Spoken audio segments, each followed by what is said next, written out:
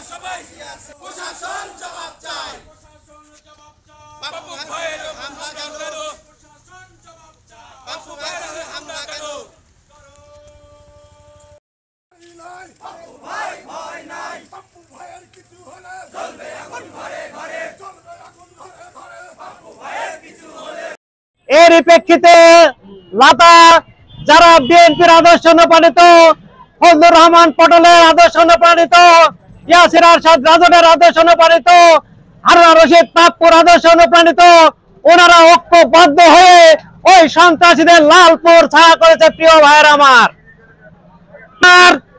আপনারা জানেন এই কালনাগিনী শেখ হাসিনা যে জগৎ পাথর বাংলাদেশের তৌহিদি জনতার উপর চাপিয়ে রেখেছিল, এই পাথর গত 5ই আগস্টে নেমেছে। আপনারা ইতিমধ্যে কিছুটা হলেও স্বস্তির নিঃশ্বাস ফেলেছেন। প্রিয় ভাইয়ের আমার, উনি দেশ ছেড়ে পালিয়েছেন, দেশ ছেড়ে পালিয়েও ক্ষান্ত হয়নি।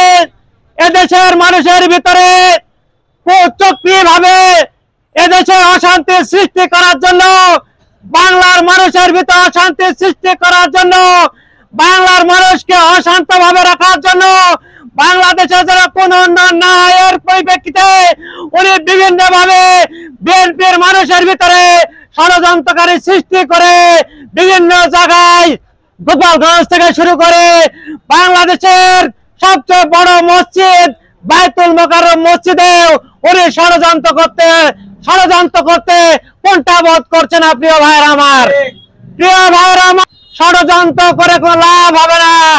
যদি ষড়যন্ত্র করেন, বাংলার মানুষ, বাংলার তৌহিদি জনতা যারা এ যাবৎ সমস্ত অন্যায় অত্যাচার নিপীড়ন সহ্য করেছে, তারা আপনাকে আর এক চুল সুযোগ দেবে না।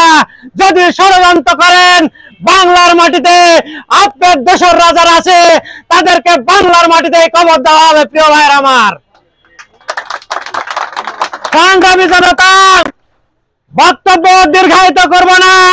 আজকের পথসভার মধ্যমানে গোপালপুর পৌর বিএনপির সংগ্রামী আহ্বায়ক, আপনাদের ভোটে নির্বাচিত সাবেক মেয়র বড় ভাই নজরুল ইসলাম মোলাম তার গুরুত্বপূর্ণ বক্তব্য উনি পেশ করবেন, যার প্রেক্ষিতে আমি বক্তব্য পেশ করব না। আমি এইটুকু। আজকে আমাদের এই প্রতিবাদ মিছিলের উদ্দেশ্য কি আপনারা জানেন।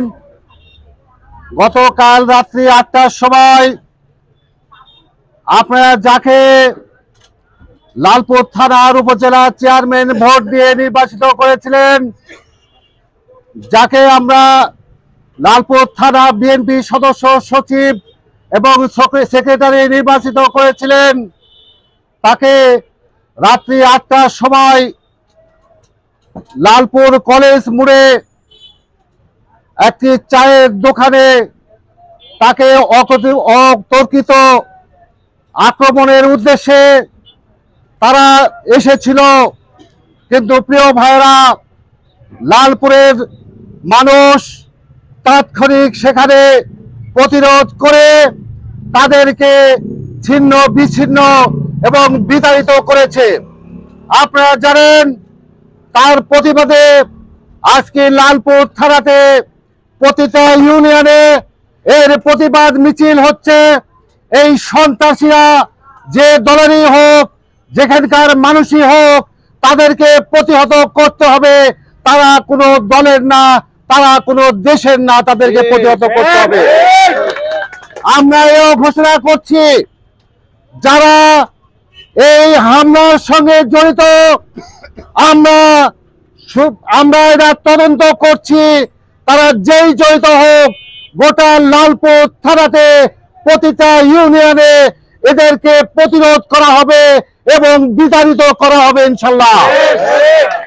প্রিয় গোপালপুরবাসী, আজকে আপনাদের কাছে একটি স্পষ্ট কথা বলতে চাই।